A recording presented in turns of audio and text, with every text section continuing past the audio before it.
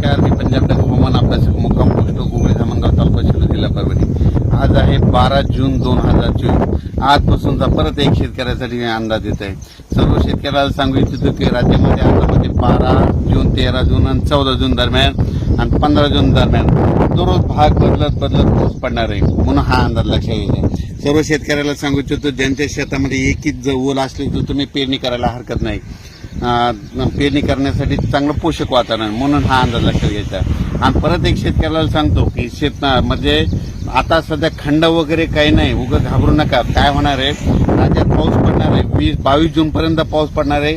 आज या तालुक्यात पडणार आहे, उद्या दुसऱ्या तालुक्यात पडणार आहे, म्हणून हा अंदाज लक्षात घ्यायचा। सर्व शेतकऱ्याला सांगितलं की राज्यामध्ये फक्त 15, 16 आणि 17 जून दरम्यान थोडी उघाड राहणार आहे, पण विदर्भात मात्र पाऊस पडणार आहे, म्हणून हा अंदाज लक्षात घ्यायचा। एकंदरीत राज्यात परिस्थिती बघितली तर राज्यामध्ये पश्चिम महाराष्ट्र,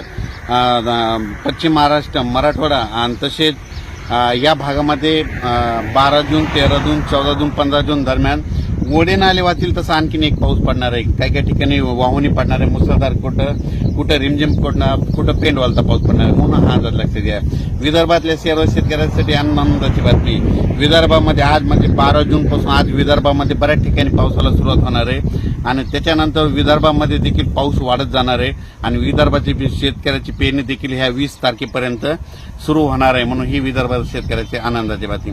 परत एक राज्यातील सर्व विभागावाईज घेतलं तर सर्वात पूर्व विदर्भात आज म्हणजे 12 जून पासून पूर्व विदर्भामध्ये पावसाला बऱ्याच ठिकाणी सुरुवात होणार आहे। त्याच्यानंतर पश्चिमी विदर्भात देखील 12 जून ते 22 जून दरम्यान दररोज भाग बदलत पाऊस पडणार आहे, म्हणून हा अंदाज लक्षात घ्यायचा।